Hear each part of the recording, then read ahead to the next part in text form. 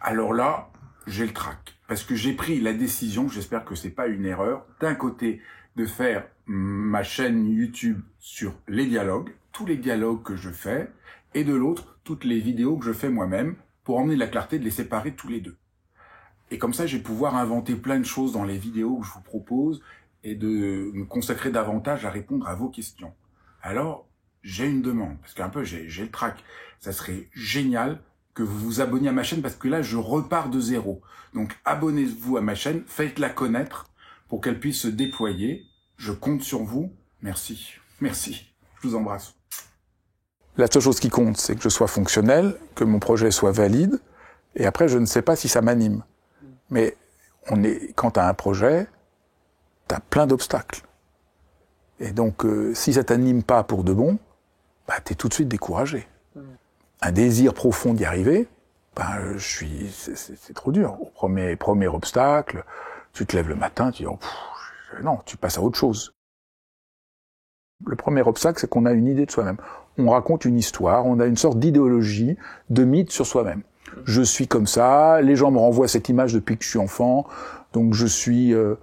Et on croit à cette histoire, et on se la répète en boucle. Les gens, ils veulent pas du tout être religieux, mais ils ont tous leur mantra.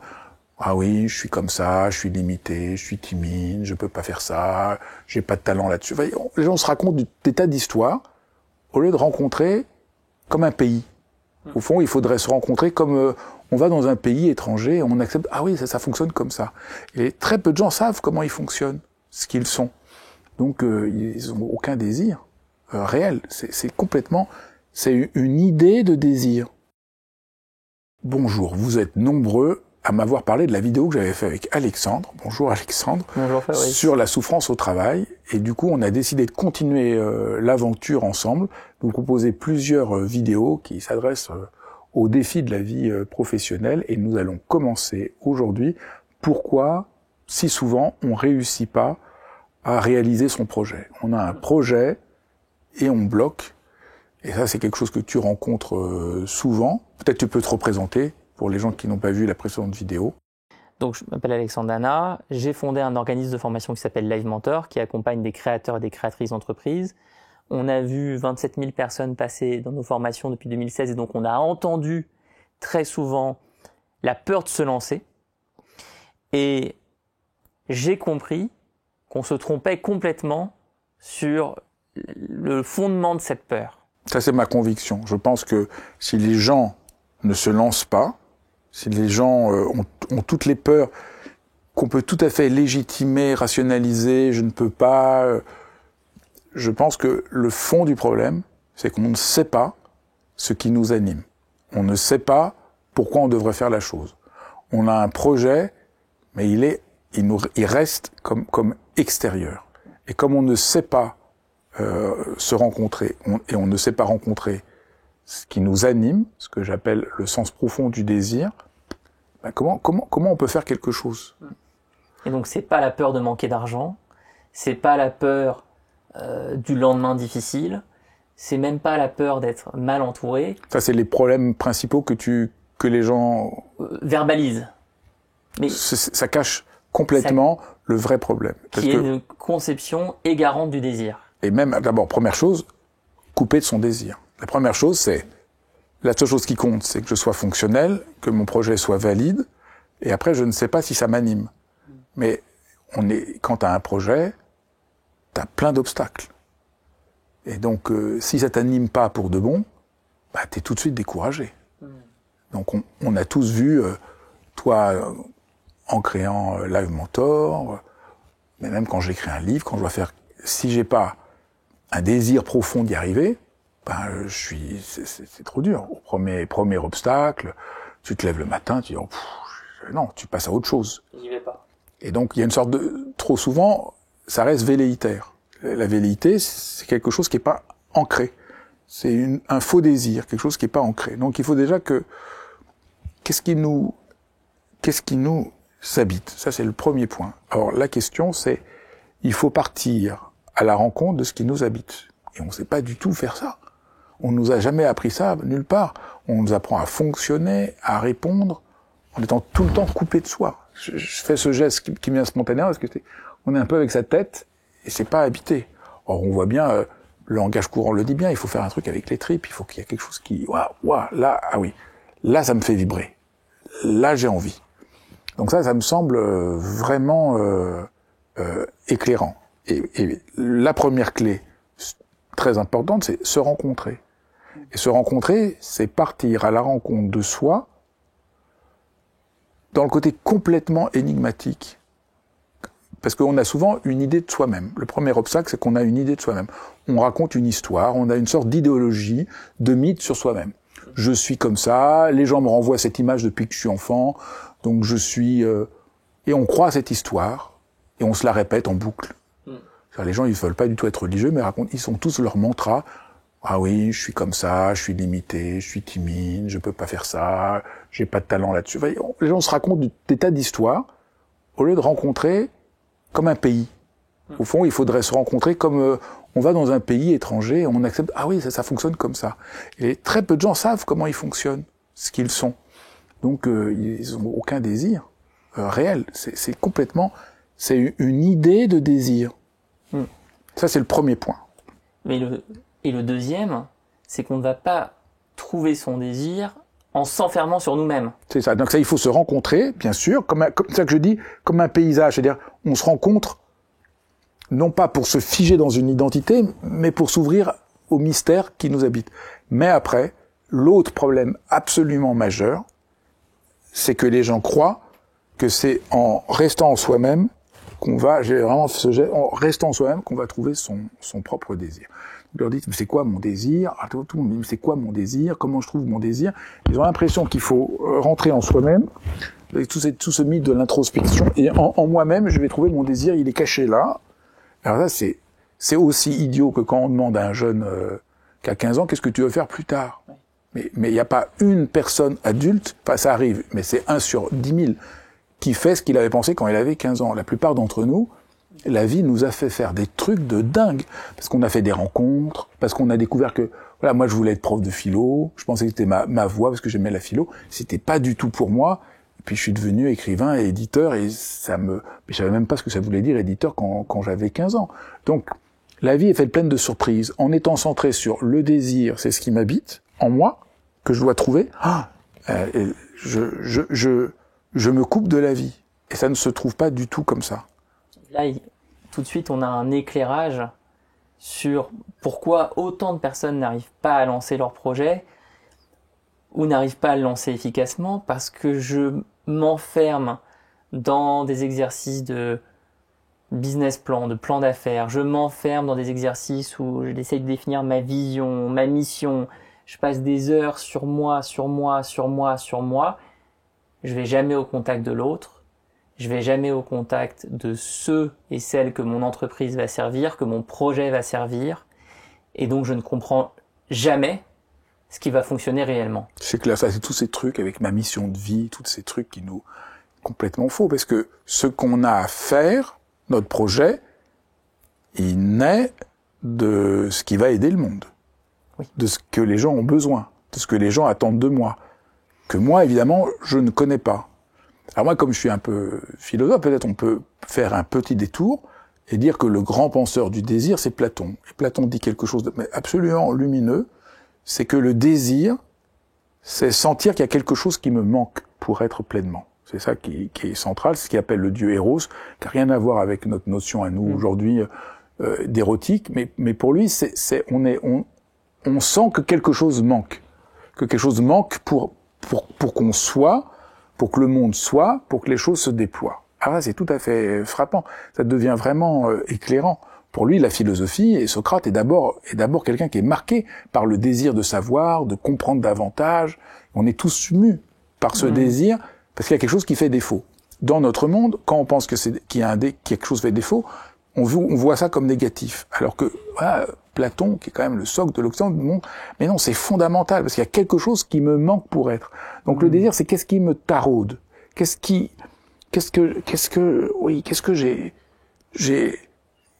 m'appelle? Il y a quelque chose qui m'appelle. Et pour savoir ce qui m'appelle, il faut bien rencontrer le monde. Parce que ça m'appelle pas en moi, c'est quelque chose qui m'appelle. Et donc c'est n'importe quel projet doit répondre a un équilibre entre quelque chose qui m'appelle et quelque chose que le monde a besoin, soit juste. Et ça, c'est vraiment fondamental. Mais on devrait enseigner Platon. En t'écoutant, je me dis qu'on devrait enseigner Platon dans les écoles de commerce, dans les incubateurs, parce qu'entreprendre, ce n'est rien d'autre que trouver des solutions à des problèmes. C'est brûler, c'est-à-dire que ce que dit Platon, c'est que la chose principale, c'est brûler d'amour. Si on brûle pas d'amour, on peut rien faire. Ça, c'est vraiment la clé de la philosophie. Personne ne sait plus ça chez Platon, mais ce qu'il dit, c'est que si on brûle pas d'amour, c'est ça, au fond, quand quelqu'un fait un projet, il brûle d'amour. Il a l'impression qu'en entrant dans ce projet, la vie revient, c'est vivant. C'est ça le désir. C'est pas un truc que je sens moi-même, c'est la vie revient, ça devient intense, ça devient vrai. Et tu te sens là que il y a quelque chose qui nous fait vibrer dans le désir nous montre quelque chose qui nous fait vibrer, qui nous appelle. Comment trouver le courage d'aller à la rencontre de l'autre? Peut-être que certaines personnes qui écoutent cette vidéo sont en train de se poser cette question, se disent d'accord, je comprends là ce qui est énoncé, mais j'ai perdu l'habitude d'aller au contact de l'autre. Oui, parce que j'ai fait 10 ans, 15 ans dans une grande entreprise, j'étais salarié, j'étais enfermé dans un poste, j'étais enfermé dans des responsabilités, j'étais enfermé dans une liste d'objectifs à atteindre, et je n'ai plus du tout l'habitude d'aller vers l'autre. Et là, je suis en train de lancer mon projet, j'ai du temps, j'ai pas de problème de temps, j'ai quitté mon ancien boulot, j'ai 6 mois, 1 an devant moi, mais je me réalise en écoutant cette vidéo que je les passe seul, sur mon ordinateur, sur mes plans, avec moi-même. D'abord, il faut se libérer de l'idée qu'il faut regarder en soi-même. C'est-à-dire tout le discours du développement personnel, la plupart des coachings, ça va être qu'est-ce que tu sens, qu'est-ce que tu aimes, qu'est-ce que tu veux. C'est comme ça qu'on fait la plupart des bilans de compétences, etc. Et là, il y a quelque chose qui est complètement erroné quant à l'entente de ce que nous sommes. C'est-à-dire, philosophiquement, ce qui me frappe, c'est qu'on a l'idée qu'un individu est une sorte d'unité close qui doit se comprendre et se regarder. C'est pour ça que c'est très important de comprendre qu'il faut changer de paradigme.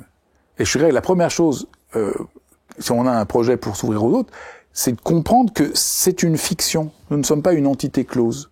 Que tout ce que nous raconte la psychologie, le coaching et tant de discours actuels aujourd'hui se trompent. Nous sommes des êtres entièrement relationnels. Donc je suis déjà en relation.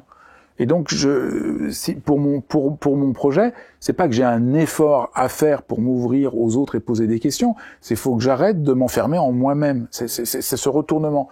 Donc, c'est parler aux gens, n'importe qui, rencontrer, poser des questions. Mais c'est rencontrer des gens, mais c'est aussi regarder le réel, regarder qu'est-ce qui se passe, essayer de comprendre qu'est-ce qui se passe. Quand j'ai écrit Foutez-vous la paix, bien sûr, il y avait quelques rencontres, je voyais que quand j'essayais de présenter des chemins pour aider les gens, ils étaient pris par le fait d'avoir peur de pas réussir. Mais c'est aussi en analysant, en écoutant, c'est pas seulement parler avec quelqu'un, c'est en m'ouvrant, en regardant la situation, en regardant la société, en examinant le monde, que je me suis rendu compte que le problème majeur, c'était la manière dont les gens se mettent une pression de malade, et que Foutez-vous la paix, c'était la manière de répondre de manière juste à ce qui m'habitait, ce que je voyais et ce que j'avais reçu par la méditation. Donc j'ai pas découvert Foutez-vous la paix en me regardant, j'ai découvert Foutez-vous la paix en voyant les problèmes des gens. Donc dans n'importe quelle société, c'est pas juste parler à quelqu'un, c'est de voir quels sont les problèmes, c'est juste ouvrir nos antennes, poser des questions. Le monde ne va pas manquer de nous tendre la main. C'est sans arrêt. On rencontre des gens, on parle avec des gens, quelqu'un nous dit quelque chose. Il suffit de rebondir, il suffit d'être ouvert.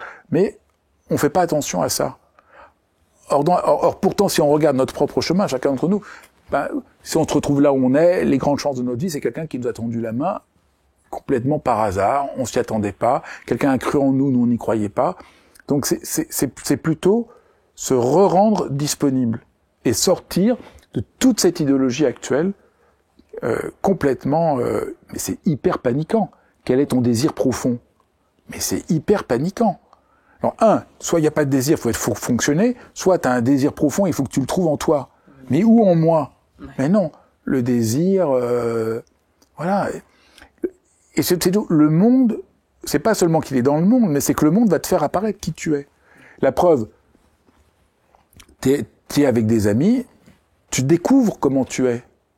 Tu es avec quelqu'un d'autre, tu deviens un peu différent. On est fait de relations. C'est quelque chose de très très fondamental qui est complètement oublié. On vit avec un modèle complètement faux de l'individu isolé sur lui-même qui doit entrer en lui-même pour se comprendre. Et ton projet ne va pas se faire en toi, mais va se faire via les retours des autres. Via le retour des autres, via la compréhension du monde, via la compréhension de la société, comprendre les besoins des gens, leurs aspirations, leurs désirs. Des gens qui vont t'aider, des gens qui vont te dire mais non, mais là tu dérailles, des gens qui sont... Et en fait, tout le monde est beaucoup plus prêt à aider qu'on ne le croit. Les gens sont toujours flattés qu'on leur pose une question, valorisés, disons plutôt qu'on leur pose des questions, mais tout ça vient parce que c'est complètement différent si je demande un conseil à quelqu'un à partir de moi pour comprendre mon désir, ou si je pose une question à quelqu'un à partir de ce qui m'anime, à partir de mon projet, à partir de ce que je veux faire. Si je t'interroge à partir de moi, comme je le dis souvent, moi-même et encore moi, ben c'est pas très excitant pour toi, t'as moins envie de m'aider. Mais si je dis, voilà, j'ai un projet, comment tu peux m'aider? Ben toi, ça va t'intéresser parce que c'est le projet, c'est la chose qui m'anime. C'est le désir en tant qu'il ouvre à une expérience et à une réalité. Et c'est cette vie-là. Alors, d'un seul coup, tu vas avoir très envie de m'aider. Parce que c'est le projet qui devient vivant et ça résonne en toi, ça t'appelle. Donc tu ne peux pas t'ouvrir aux autres à partir de toi-même. Tu peux t'ouvrir aux autres à partir de ton projet, en partageant ton projet, en interrogeant les gens sur ton projet. Et on peut s'inspirer ici d'entrepreneurs en pleine réussite qui ont cette approche. J'écoutais récemment le propriétaire de 15 restaurants à Paris. Qui a donc un responsable pour chaque restaurant. Et il racontait que tous les soirs de la semaine, il va prendre l'entrée dans un des restaurants, le plat dans un autre restaurant et le dessert dans encore un autre restaurant. Et il dit, je fais ça parce que je veux tous les soirs être au contact de ce qui se dit dans 3 de mes restaurants. Et en plus de ça, je demande à tous mes amis, toutes les personnes que je connais, de prendre mon numéro de téléphone. Et dès qu'ils vont dîner ou déjeuner dans un de mes restaurants, ils m'envoient un SMS avec leur impression, leur ressenti, ce qu'ils en ont pensé. Et je transfère immédiatement le SMS, il en transfère 30 par jour au responsable du restaurant. Et il dit, je fais pas ça pour juger mon responsable, pour le culpabiliser, etc. Je fais ça parce qu'on est au service et notre projet va grandir et s'enrichir de tous ces retours. Il dit, c'est la raison principale de mon succès et des 15 restaurants que j'ai, c'est ces SMS. Bah, c'est clair, parce qu'ils vont lui dire des idées complètement géniales. Il va dire, ah, mais c'est ça que j'avais envie de faire, sans le savoir. Prenons un autre exemple. Il y a quelques années, j'avais écrit un livre. Je vais voir mon éditeur. Et mon éditeur me dit, écoute, il y a des problèmes. Et écoute, mais je te demande, c'est un sujet très très sensible, je te demande de rien dire. Et pendant 1h30, il me dit tout ce qui va pas dans mon manuscrit. Et il me dit, maintenant, tu vois, si tu changes, je te le publie, sinon, je n'y crois pas. Je rentre chez moi, je commence à travailler, et je me suis dit en sortant que c'était foutu, que j'arriverais jamais, il me demandait de tout refaire. Je me mets devant mon ordinateur, en 2 jours, tout était fini, et chaque fois, je me disais, mais c'est exactement ce que je voulais faire. Je m'étais pas rendu compte, mais il a raison, en changeant ça, en faisant ce chapitre, c'est exactement ce que je voulais faire. C'est typique. C'est-à-dire, ce que je veux faire, il n'est pas en moi. Son retour, sa manière de voir le projet me permet de mieux savoir ce que je veux faire. Et c'est ça, c'est-à-dire que les retours des clients lui permettent même au restaurateur de mieux savoir le restaurant qu'il veut faire. C'est pas juste c'est parce qu'on pourrait croire, il abdique de ce qu'il veut faire pour juste répondre aux gens et juste, mais c'est pas tout à fait ça. C'est en comprenant les gens, il comprend mieux ce qui l'anime et ce qu'il a envie de faire du restaurant, parce qu'il va sans doute avoir quelqu'un qui lui dit « j'aimerais mieux que vous fassiez ça », et il va dire « non, mais ça, j'ai pas du tout... » D'accord, c'est son point de vue, c'est intéressant de l'écouter, mais c'est pas du tout ce que je veux faire. Quelqu'un d'autre va lui dire un truc complètement bizarre, et « ah, mais c'est exactement ce que j'avais envie ». Donc en fait, ce qui semble complètement extérieur nous révèle quelque chose qui nous anime, mais qui est pas dans cette illusion de nous, mais qu'on sent, voilà, là, ça vibre, là, je sens que ça m'habite, là, je sens que je suis prêt à le faire. Et c'est ça la révolution que j'essaye d'inviter les gens à comprendre. Pour qu'ils se réalisent, il faut qu'ils reviennent à la vraie vérité expérientielle du désir et pas l'invention complètement abstraite dans laquelle nous vivons. Car en fait, nous vivons dans une abstraction. C'est ça, c'est le désir comme on le conçoit, c'est une pure abstraction. Et l'idée qu'il faut être efficace parce qu'on est juste efficient est purement une abstraction. Prenons des exemples très simples. On va dans un restaurant, si le restaurateur n'a pas le désir de faire son métier, il va s'emmerder, on va pas être content. Mais mon médecin, si je vois que mon médecin n'est pas heureux de faire son métier, ça va vraiment être chiant. Donc le désir est relation. Le désir est pas enfermement, le désir est relation. Et dès que quelqu'un est habité par ce désir qui l'anime, c'est merveilleux, ça change absolument tout. On se sent inclus. Et là aussi, c'est fondamental, parce que cette fiction du désir, qu'est-ce que je désire en moi-même, et en quoi ça va intéresser les autres si c'était vrai? Personne. Voilà, j'accomplis mon désir. Si je vais chez le médecin, il me dit, j'accomplis mon désir d'être médecin, horrible. Et s'il dit, je suis purement technicien, je fais mon métier et rien ne m'anime, on va dire, il est un peu décourageant. Mais s'il est heureux de faire ce qu'il fait, parce qu'il est animé par le désir, et son désir, c'est le désir de me rencontrer, de m'aider, de faire que son savoir me permette d'aller mieux. Ah ben là, c'est ça, c'est vraiment très simple ce que je dis. C'est surprenant parce qu'on n'a pas les codes et on a toute une idéologie qui nous enferme, mais expérientiellement, ce que je décris, tout le monde l'a vécu. Et ça change tout. Et donc on peut conseiller, voilà, s'il y a des personnes qui regardent cette vidéo et qui sont en train de lancer leur projet, un conseil très pratico-pratique que je donnais dans mon premier bouquin, regardez votre calendrier et comptez le nombre d'heures que vous passez avec d'autres personnes, avec des clients potentiels, avec les prochains clients de votre restaurant, des prochains patients de votre activité de thérapeute, des potentiels clients si vous avez une activité de graphiste ou de rédacteur. Et regardez vraiment votre calendrier des dernières semaines, des derniers mois avec transparence, avec honnêteté. Si vous l'avez passé seul sur votre ordinateur et sur vos plans, comme malheureusement on vous le demande dans beaucoup d'incubateurs et dans beaucoup d'endroits où on accueille des entrepreneurs, il y a eu fausse route. Alors avant qu'on parle d'un autre outil que tu as développé qui s'appelle les 5 portes et qui est essentiel justement pour mieux se rencontrer et mieux rencontrer les autres, comment est-ce qu'on peut éviter de suivre le désir d'un autre quand on veut développer un projet? Moi, je vois souvent cette situation chez les personnes qu'on accompagne qui viennent toquer à la porte de nos formations. Quand j'écoute leur projet, j'ai l'impression qu'ils veulent copier le projet de quelqu'un d'autre. Oui, parce que comme on ne sait pas, parce qu'on ne s'est pas rencontré, qu'on n'est pas en rapport à son désir, donc du coup, on prend n'importe quel désir qui est dans l'air, parce qu'on peut pas vivre sans désir, c'est la mort.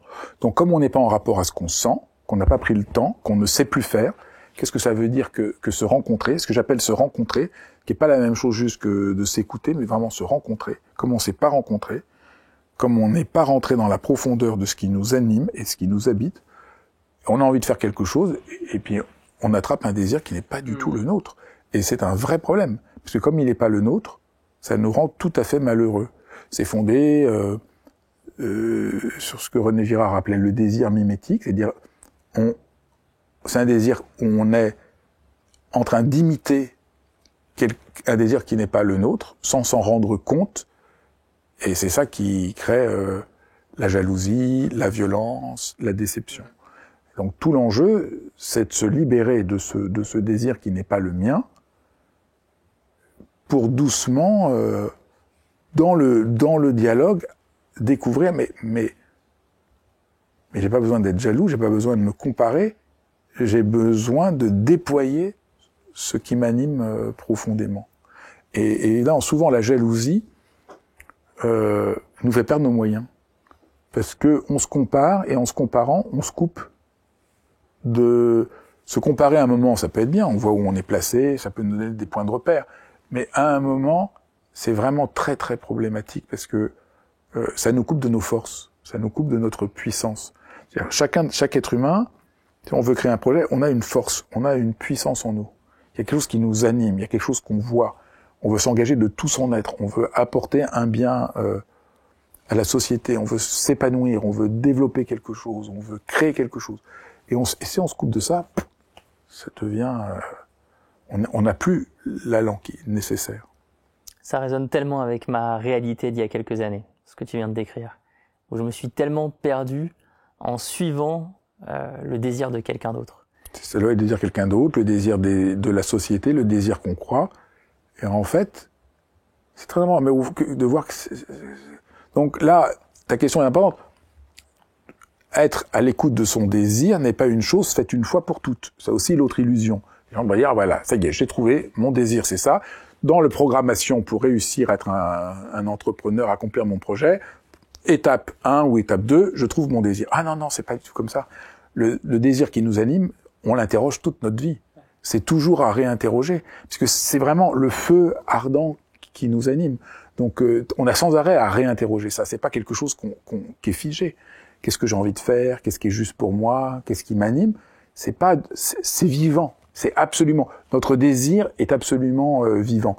Donc, quand je me compare, bon, ça peut être un moment, je peux m'y perdre. Et donc, il faut sans arrêt revenir. Ah, mais qu'est-ce qui m'anime pour de bon? Et ça, c'est fondamental. Moi, c'est presque une sorte d'hygiène de vie. Les gens me demandent souvent, mais comment je fais pour faire tout ce que je fais? Faut aussi. En fait, c'est juste que je reviens tout le temps à ça. Je prends le temps de venir dans la profondeur. Mais là, qu'est-ce qui m'anime aujourd'hui? Qu'est-ce que je sens? À quoi j'ai envie de répondre? Donc, dans ce double mouvement. Ce que je veux dire, c'est ça. C'est qu'est-ce qui m'anime et à quoi j'ai envie de répondre? Qu'est-ce qui me semble m'appeler? Et là, du coup, quand c'est quelque chose qu'on fait tous les jours, eh ben c'est la vie, ça devient vivant. Et notre projet n'est pas juste un projet figé que j'ai juste à accomplir mécaniquement, parce qu'après je vais m'emmerder. Ça reste tout le temps plein de vie. Et surtout qu'on peut se perdre très loin quand on suit le désir de la société ou de quelqu'un. Moi, en t'écoutant, je me souviens d'à quel point, dans mes premières années d'entrepreneur, j'avais envie de créer une entreprise technologique. C'était l'époque où on parlait beaucoup du mythe d'Apple. Il y avait le film qui était sorti sur l'histoire de Facebook. Il y avait tout ce récit de se mettre derrière un ordinateur et de créer quelque chose que des millions de gens allaient utiliser. Et je me rappelle de me dire, ah mais en fait, il faut que j'aille aux États-Unis. Et ça ne fonctionnait pas. Ça ne fonctionnait pas parce que c'était pas du tout mon vrai désir. Et l'entreprise n'arrivait pas à se développer. Je me souviens, au bout de 4 années, 5 années de galère, à me retrouver justement aux États-Unis. J'étais même parti là-bas pour postuler à une structure d'accompagnement et me retrouver dans la rue et me dire, mais qu'est-ce que je fais là? Je viens en fait de suivre un désir qui n'était pas le mien. C'est clair, moi qui suis très fasciné par les cuisiniers, les grands cuisiniers, c'est frappant que chacun ne réussit à se développer que s'il renonce à une certaine idée de faire à manger comme tout le monde pour oser faire quelque chose qui ne ressemble qu'à eux. Tu vas manger dans tous les grands chefs, leur cuisine ne ressemble qu'à eux. Et ça, c'est tout à fait frappant parce qu'on pourrait croire, ah ben non, je vais réussir parce que je fais comme tout le monde. Je renonce à mon désir pour rentrer dans le rang.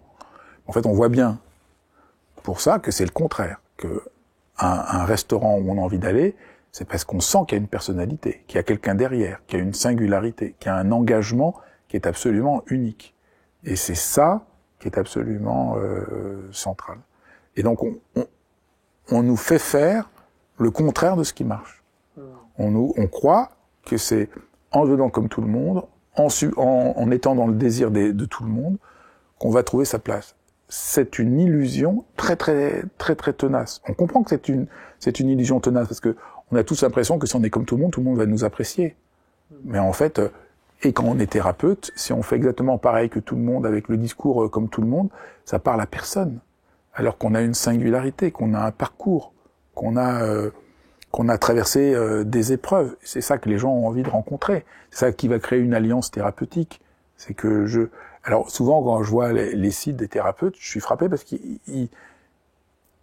comme ils sont pas en rapport à ce qui les anime, ils veulent juste être thérapeutes, c'est très abstrait. Il y a tous les mots qu'on trouve partout, mais tu rencontres personne. Il se trouve que je voulais prendre soin de ma santé, tout ça, donc j'ai décidé de prendre un cours de Feldenkrais et je suis tombé sur un site et d'un seul coup j'ai su que là il y avait quelqu'un. Je me suis inscrit tout de suite, alors que je le fais jamais.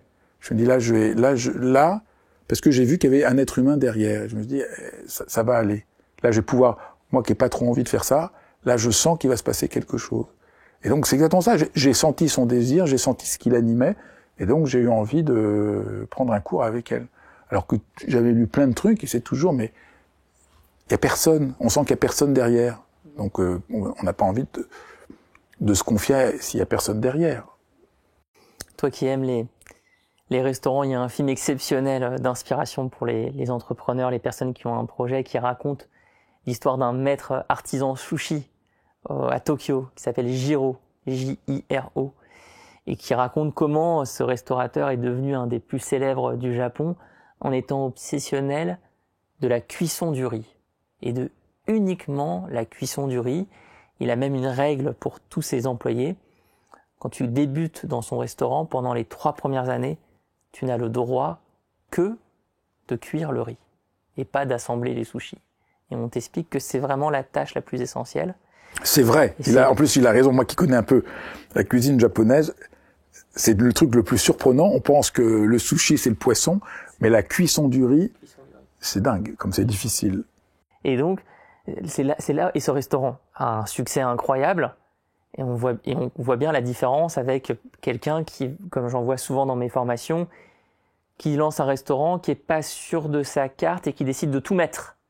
Il met des sushis, des pizzas, des pâtes, tout, parce qu'il a peur de ne pas tout ouvrir. On a tous peur de ça. Et donc ça va pas marcher. On a tous peur de ça. C'est vraiment très. On a tous peur de ça. C'est ça le paradoxe. Et la seule manière de dépasser cette peur, c'est tellement en rapport à ce qui nous anime, tellement en rapport au réel, qu'on peut pas faire autrement. Alors parlons des 5 portes. Parlons des 5 portes justement. Ton livre, Les 5 portes, est un outil précieux pour se rencontrer.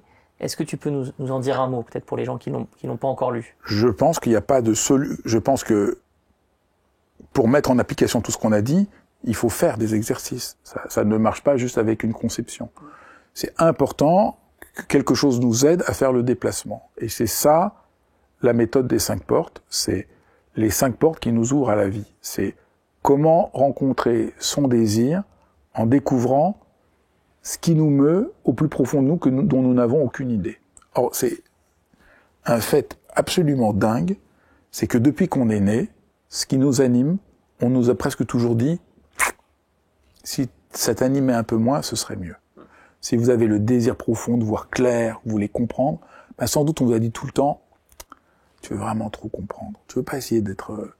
Ou si vous aimez être en paix, vous êtes parfois dans la lune, on vous a tout le temps dit, ah là là, mais tu veux pas être un peu moins lent et aller plus vite. En fait, on vous fait passer le message que pour réussir, pour être apprécié, pour trouver votre place, coupez-vous de vous-même pour entrer dans le moule. C'est monstrueux, en fait, ça marche pas du tout. Donc les 5 portes, c'est se défaire de cette malédiction, j'appelle ça vraiment une malédiction, et découvrir, c'est qu'en prenant appui sur ce qui m'habite, je vais découvrir que ce qu'on appelle mes défauts, mes points faibles, sont aussi mes points forts. Que si je suis, par exemple, lent, ben de l'autre côté, j'ai une sens d'écoute, d'ouverture, et si je veux jeter l'un, je vais jeter l'autre. Et que les gens me demandent en jetant l'eau, je vais jeter le bébé. Et donc il faut pas. Et donc les 5 portes, c'est un vrai chemin qui permet... c'est une vraie méthode pour se rencontrer. C'est vraiment, après beaucoup d'années, beaucoup de tentatives, je pense que c'est l'approche la plus directe, la plus radicale, la plus joyeuse, ludique même, d'enfin rencontrer. Comme si on rentre dans un pays, mais c'est ça qui m'anime, c'est ça qui me touche, c'est ça qu'on me reproche. Et pourquoi on a tort de me le reprocher? Parce qu'au fond, tout ce qu'on nous reproche en général, c'est pas du tout au bon endroit. C'est un peu malheureux. Mais tu peux peut-être en dire quelque chose, parce que toi, tu as adopté les 5 portes, à la fois pour toi et dans ton entreprise et pour les gens que tu formes. Parce que pour moi, c'est aussi une méthode pour lancer un projet. Et c'est ça, le renversement. Quand on m'interroge sur les 5 portes, la première chose que j'ai envie de répondre, c'est que la question « est-ce que tout le monde peut être entrepreneur ou non ?», elle est complètement fausse. Ça, c'est le prisme classique. On va se dire, il y a des gens qui sont faits pour lancer des projets, et puis il y a des gens, c'est pas leur truc, ils préfèrent recevoir des ordres, ils préfèrent être guidés, ils préfèrent être dans une sorte de rail, et puis à l'inverse, il y aurait un mythe de l'entrepreneur qui serait surpuissant. Il n'y a rien de plus horrible, il n'y a rien de plus inhumain. Je trouve ça profondément affreux comme vision des choses. Et culpabilisant. Alors que les 5 portes, quand j'ai lu le livre pour la première fois, je me suis rendu compte que ça me permettait, de mieux comprendre quel entrepreneur j'étais. Est-ce que je suis un entrepreneur qui est animé par le désir d'être en relation avec l'autre, de rentrer en relation avec l'autre? Est-ce que je suis un entrepreneur animé par le besoin d'y voir clair, de créer quelque chose de très cohérent, de très stable, de très fluide, etc., etc. Donc ça, c'est le premier point. Deuxième point, grâce à l'outil des 5 portes, je vais apaiser des relations avec les personnes qui m'entourent sur ce projet. Première cause d'échec d'une entreprise avec des associés, les engueulades entre associés, les conflits entre associés. C'est toujours la même chose. On parle pas le même langage, on s'est pas compris, on voulait pas la même chose, on n'était plus alignés sur la vision. Ça, je l'entends tout le temps. Oui, mais est-ce que vous avez utilisé dans votre relation d'associé un outil permettant une vraie conversation? De vous comprendre, de comprendre l'autre, de comprendre ce qui l'anime, parce qu'on n'a pas forcément la même modalité de désir, c'est pas la même chose qui nous fait vibrer. Donc on se fâche parce qu'on est juste, on s'est pas écouté, qu'on est tous pris dans une langue différente. Exactement. Et comprendre ces différences peut être notre plus grande force. Ah, c'est formidable de comprendre l'autre dans son aspiration à lui. Quand on voit d'ailleurs des duos, des trios d'associés qui ont très bien fonctionné, on se dit mais c'est incroyable à quel point ils sont différents. C'est ça, et chacun peut être à sa place parce que chacun comprend l'autre. Et le troisième point, la troisième utilisation possible des 5 portes pour quelqu'un qui veut lancer son projet, c'est la compréhension du futur client, la compréhension de la personne qu'on sert.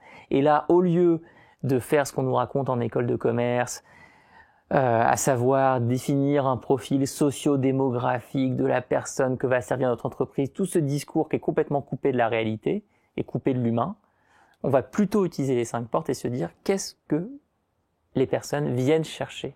Qu'est-ce que mes clients viennent chercher quand, si je suis graphiste, ils me demandent un logo, ils me demandent une identité visuelle? Qu'est-ce que, comme tu le disais, les patients qui viennent me voir en tant que thérapeute viennent chercher? Qu'est-ce que mes clients, si je suis un menuisier qui conçoit des bibliothèques, viennent chercher? C'est fondamental. Et ça change tout. Donc ça, c'est vraiment la capacité de lire un projet, de comprendre quelle est l'énergie du projet, à quoi il va répondre. Et ça, les 5 portes nous apprennent à faire ce travail-là, qui est pas qu'un travail abstrait, qui demande d'entrer dans la chair de la vie. Et qui est un travail sans fin, que je peux faire au début de mon projet. Ça va m'aider à en vivre le plus vite possible, mais je le continue, ça va me permettre de faire évoluer mes offres, mes services, ça va me permettre de pacifier, de réparer en permanence ma relation avec mes associés, avec les personnes de mon équipe. Et donc c'est ce qui nous a amené, toi et moi, à créer donc cette formation qui s'appelle les 5 portes de l'entrepreneur, à partir de ces premiers tests que j'avais effectués, où j'avais proposé à des personnes dans nos formations d'utiliser les 5 portes dans ce cadre spécifique.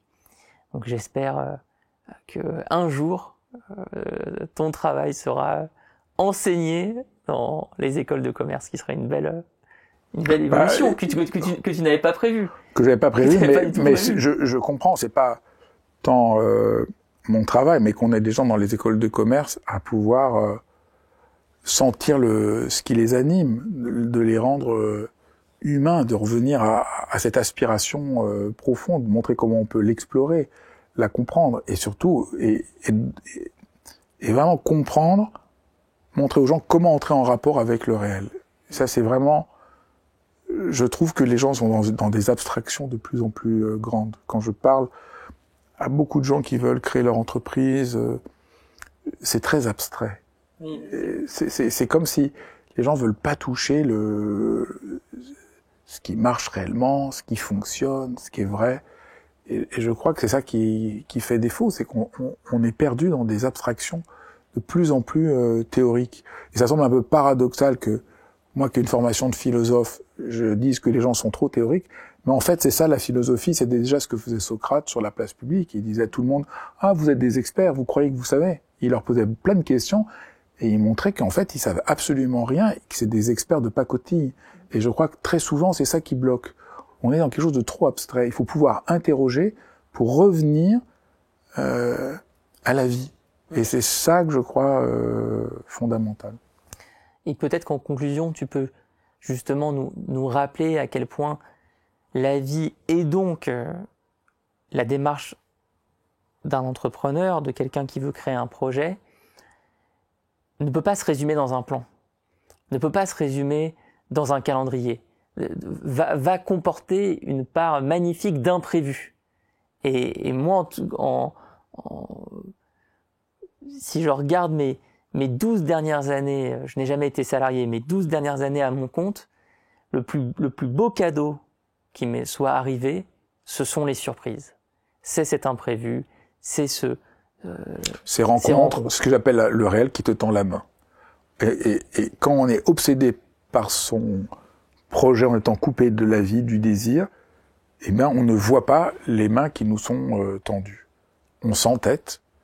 Et comme on nous dit partout, tout le temps, vas-y, ne lâche pas, continue, il y a tout ce discours-là, ayez confiance en vous, en devenant la meilleure version de vous-même, en vous contrôlant davantage. Alors, on enferme les gens en eux-mêmes et on leur dit pas le point central, qui est l'inverse, qui est s'ouvrir, recevoir, attendre. Et donc si je te dis, t'es pas assez solide, tu dis, ah ben oui, bien sûr. Et donc du coup, mais on te tétanise en fait. Ça marche pas comme ça. C'est pas comme ça qu'on déploie notre propre force. Notre propre force, on la découvre. On la découvre encore une fois, dans le réel. Quand on voit, alors prenons un exemple un peu extrême, quand on voit les grands héros qui sont révélés dans des situations dangereuses, dans les guerres, etc. C'est pas parce qu'ils avaient fait des exercices avant, je suis quelqu'un de génial, je suis quelqu'un de génial que j'y suis allé. C'est d'un seul coup, ils étaient portés par l'appel. Mais je peux pas faire autrement. Quand on demande aux héros, mais pourquoi vous avez sauvé des vies? Ah mais je pouvais pas faire autrement. Donc c'est beaucoup, cet exemple un peu extrême, mais il faut l'appliquer dans notre vie. C'est-à-dire, ce qui nous permet de surmonter les défis, les difficultés, c'est justement que j'accepte de ne pas résister à ce qui va m'appeler. Je vais accepter de voir que là, il y a quelque chose qui m'appelle. Au fond, beaucoup des grands projets, les gens disent, ah bah je marchais dans la rue, d'un seul coup, je me suis dit, mais c'est ça qui manquait que je dois faire. Et donc, trop souvent, les gens rêvent, vivent dans une sorte d'idéal abstrait, et voient pas tout ce qui se pose devant eux. Et le monde nous fait des signes tout le temps, ce qu'on appelle les surprises, les hasards, les rencontres, et il faut pouvoir saisir ces mains tendues. Et c'est ça le renversement que je propose et qui est au cœur de la méthode des 5 portes. Parce que la méthode des 5 portes, c'est vraiment changer radicalement d'approche. C'est-à-dire apprendre à écouter, apprendre à rencontrer, apprendre à sentir, apprendre à vibrer. Et c'est ça qui est tellement précieux. Merci Fabrice. Merci Alexandre. Et si vous voulez creuser le sujet, vous pouvez trouver dans la description le lien vers la page qui présente la formation qu'on a créée avec Fabrice, intitulée « Les 5 portes de l'entrepreneur ».